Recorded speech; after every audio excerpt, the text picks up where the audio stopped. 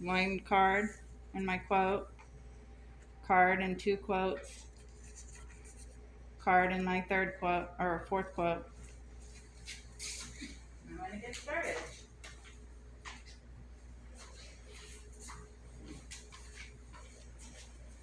People say money can't buy happiness, but is there truth to that statement? The answer might be surprising. Yes, there is truth to that statement. Money cannot directly buy you happiness. I have done some research and found the keys to happiness: long-term relationships, health, and belief systems. Long-term relationships are something we all have, whether it be a family member, a friend, a neighbor, or even a pet. Long-term relationships give you motivation, they provide support in your life, and they can actually help you to live a longer life. We are social beings and we require social interaction. The Journal of Family Issues states, marriage or long-term relationships have been purported to play a significant role in contributing to the quality of life of an individual. Not only do relationships affect our happiness, but relationships also can affect our health. Our health is very important. Physical health and our mental health. Your physical health to maintain your independence, which is why we do exercise here every day. And your mental health to make sure that you're having fun and living a life that is full of values, which is why we do exercises for our mind here as well. It can actually help you to live a longer life, to have a good mental state, to keep away anxiety and depression.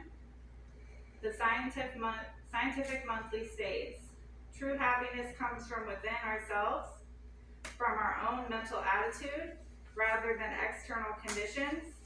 So that means happiness is within you.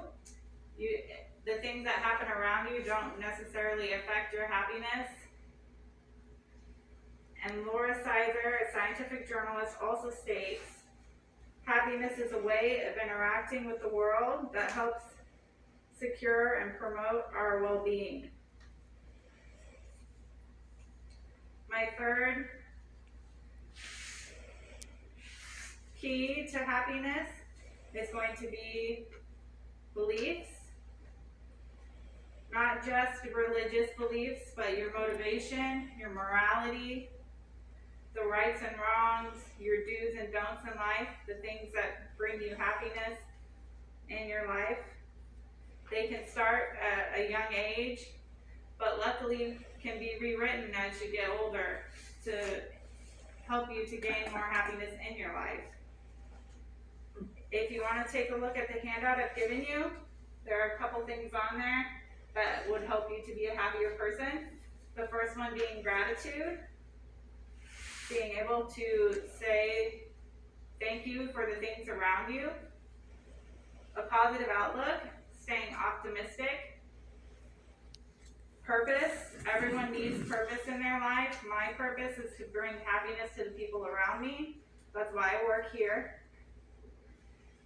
And the last one that I want to touch on is going to be generosity. So not just giving money, you can give time, you can give your love to somebody, and that's something that will bring you happiness.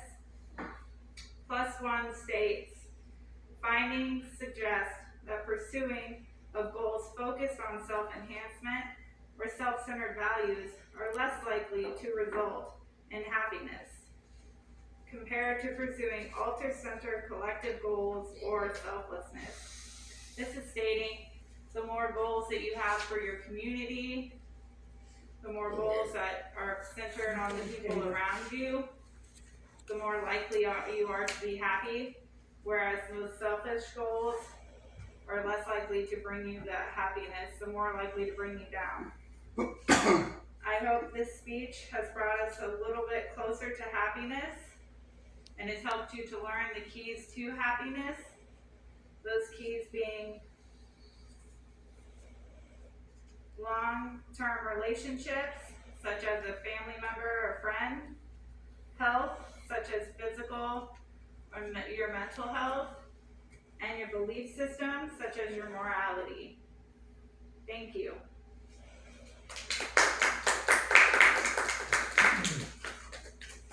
Now this is the time for question and answer. If somebody has a question for me about happiness. Hi. Did you learn anything that surprised you? Yeah, it really surprised me to learn how much relationships affect your happiness. I didn't realize that another human being could impact you in that manner. I do know that we're social beings and we do strive off of other people, but I didn't realize how impactful a relationship could be. Thank you. What was the favorite part of your research? I think my favorite part of the research was learning about the mental health. I struggle with some mental health issues personally, so learning how much your mental health affects your life was something that I think really can benefit me in my life. Something that I also learned is not only having good mental health, but reaching out when you don't have good mental health can be a positive way of trying to obtain better mental health and can lead to happiness. Anybody have any other comments or questions? Howard, do you have anything you'd like to say? I think you're covering it really well. Okay. Well, thank you guys for your time. I appreciate it. Thank you.